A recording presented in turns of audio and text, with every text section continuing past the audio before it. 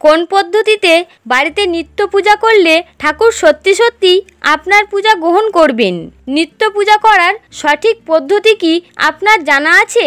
কিভাবে পূজা করলে ঠাকুর প্রসন্ন হবেন?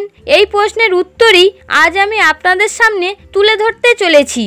জয় শ্রীকৃষ্ণ বন্ধুরা, ঈশ্বর ভক্তি চ্যানেলে আপনাদের সকলকে স্বাগত জানাই। শ্রী শ্রী মা শারদা আমাদের এই উপদেশ দিয়ে গেছেন, বলে গেছেন কিভাবে পূজা করলে তা সঠিক হবে এবং ঠাকুর তা গ্রহণ করবেন। মা শারদা বিধি অনুসারে ঠাকুরের পূজা করতেন, কিন্তু অবশ্যই ক্ষেত্র বিশেষে এই প্রক্রিয়ার ব্যতিক্রমও হয়েছে। এই নিয়ে কিছু ঘটনা আছে যা আজকে আপনাদের সামনে তুলে ধরব। তাই ভিডিওটি শুরু করার আগে আপনারা যারা এই চ্যানেলে নতুন তারা অবশ্যই চ্যানেলটি সাবস্ক্রাইব করে নেবেন এবং বেল বাটনে প্রেস করুন এরকম আরও অনেক নতুন ভিডিওর নোটিফিকেশন পেতে। আর ভিডিওটি দেখে যদি ভালো লাগে তাহলে অবশ্যই একটি লাইক করবেন এবং কমেন্টে পুরো শ্রদ্ধার সাথে লিখবেন জয় মা শারদা ও জয় শ্রী রামকৃষ্ণ দেব। এবার চলুন শুরু করা যাক। একবার মা শারদা দেবী কলকাতা থেকে তার দেশে ফিরে যাচ্ছেন। বিষ্ণুপুর থেকে প্রায় 8 মাইল দূরে এক চটিতে উঠে তার রান্নার বন্দোবস্ত করা হয়। রান্না শেষ হলে রাঁধুনি সেই 5 কিলো চালের হাঁড়ি উনুন থেকে নামিয়ে ভাতের ফ্যান ঝাড়াতে যায়, কিন্তু তখনই হলো এক কাণ্ড। মাটির হাঁড়িটি গেল ভেঙে, আর হাঁড়ি ভাঙার সাথে সাথে ভাত আর ভাতের ফ্যান চারিদিকে ছড়িয়ে যায়। নতুন করে যদি আবার রান্নার জন্য চাল বসানো হয়, সেই ভাত হতে হতে অনেক দেরি হয়ে যাবে। কি করবে এই ভেবে সেই রাঁধুনি মাথায় হাত দিয়ে বলে, মা গো, এ কি অনাসৃষ্টির কাণ্ড হলো, এমনটা কেন হলো? কিন্তু এমন ঘটনা দেখেও মা শারদা বিচলিত হলেন না। তিনি তাড়াতাড়ি করে পাশে পড়ে থাকা খড় দিয়ে ফ্যান সরিয়ে ভাত তুলে একটি পাত্রে রাখলেন। তারপর তিনি তার বাক্স থেকে অতি যত্নে শ্রী রামকৃষ্ণের একটি ছবি বের করে আনলেন এবং ছবিটি একটি স্থানে বসিয়ে দিলেন। ছবিটির সামনে একটি শালপাতা দিয়ে তাতে ভাত ও তরকারি সাজালেন।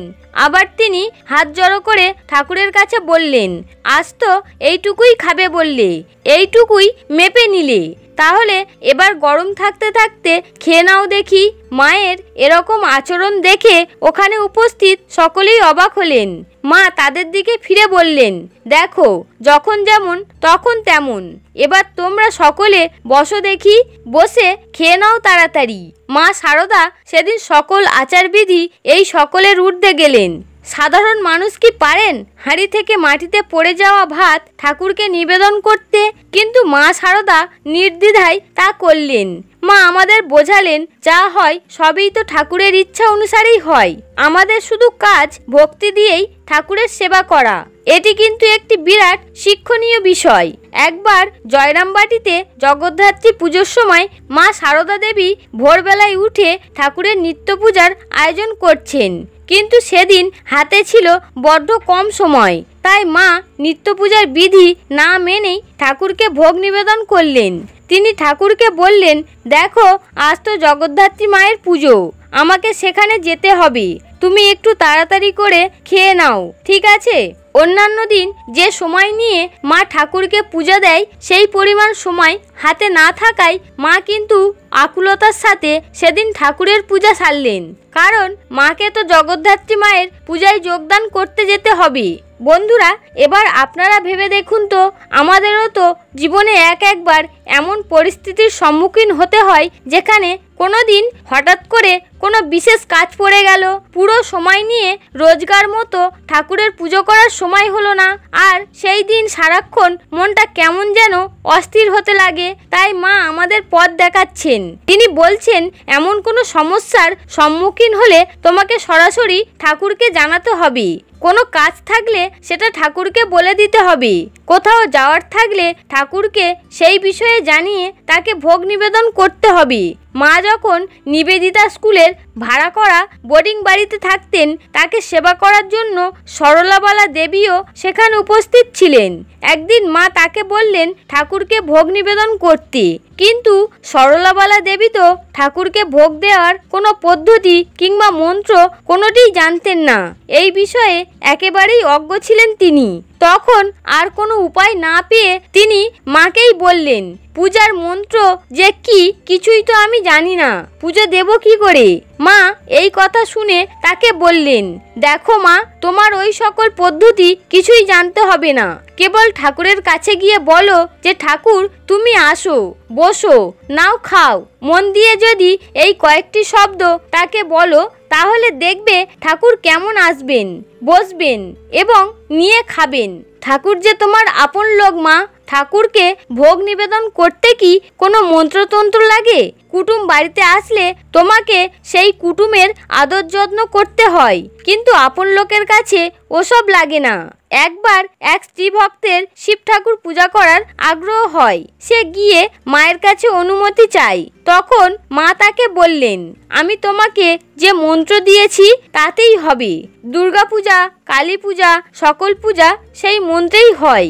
কারো ইচ্ছা হলে সে শিখে নিতেই পারে, কিন্তু তাতে সব কিছু কঠিন হয়ে যায়। কিন্তু তোমাদের ওসব কিছুর দরকার নেই।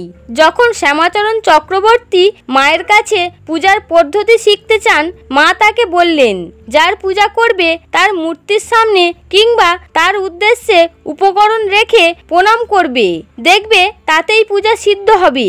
কিন্তু মায়ের বলা এমন কথাতে শ্যামাচরণ বাবু সন্তুষ্ট বোধ করতে পারলেন না।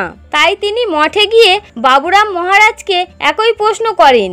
শ্যামাচরণ বাবুকে অবাক করে দিয়ে বাবুরাম মহারাজও সেই একই পূজা পদ্ধতির কথা বলেন।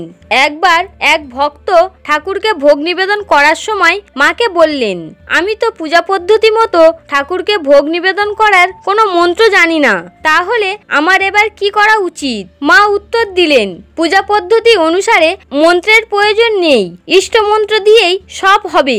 একজন যখন মাকে বললেন, শাস্ত্রে তো কত কিছু লেখা আছে, কত মহান ব্যক্তিরা কত কিছু বলে গেছেন, কার কথা শোনা উচিত আর কার কথা শোনা উচিত নয়? মা উত্তরে বললেন, শাস্ত্রে অনেক কথাই বলা আছে, শাস্ত্রবিধি মেনে কি সব সময় চলা সম্ভব? শ্রী রামকৃষ্ণদেব বলে গেছেন, বৈদিক ভক্তি যা নিয়মবদ্ধ তা ভক্তি নয়। মা যখন অসুস্থ, রাধুকে নিয়ে ভীষণ ব্যস্ত, তিনি নন্দরানী দত্তকে ভার দিলেন ঠাকুরকে নিত্য পূজা করার জন্য। কিন্তু নন্দরানী যে নিত্য পূজার বিধি কিছুই জানেন না, তাহলে এবার কি করে করবেন তিনি পুজো? মা তাকে বললেন, আগে ঠাকুরের গা মুছিয়ে নাও, তারপর ঠাকুরের চরণে ফুল, তুলসী পাতা, চন্দন অর্পণ করো, তারপর যা যা খাবার তৈরি করেছো তাই ঠাকুরকে নিবেদন করবে আর বলবে, ঠাকুর তুমি খাও। এরপর ইষ্টমন্ত্র জপ করবে। সুরমা রায়কে মা পত্র লিখে পাঠিয়েছিলেন, ভক্ত তার ঠাকুরকে ভালোবেসে যেভাবে ইচ্ছা খাওয়াতে পারে। ঠাকুর ভক্তের হাতে খাবেন না তো আর কার হাতে খাবেন?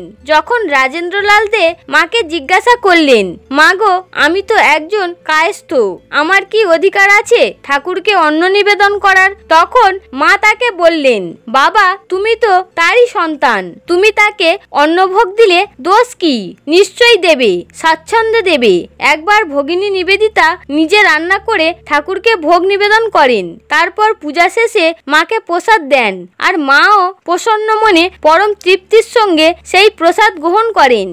এমন কাণ্ড দেখে তো গোড়া মহিলারা সব সমালোচনা শুরু করে, এমনকি তারা মায়ের নিন্দাও করে। অকারণে এমন সমালোচনা শুনে মা বিরক্ত বোধ করেন, শেষে সবাইকে চুপ করিয়ে দেন তার এক উত্তরে। মা তাদেরকে বললেন, নিবেদিতা তো আমার মেয়ে, ঠাকুরকে ভোগ নিবেদন করার অধিকার তার 100 বার আছে, তার দেয়া প্রসাদ আমি পরম আনন্দের সঙ্গে গ্রহণ করব।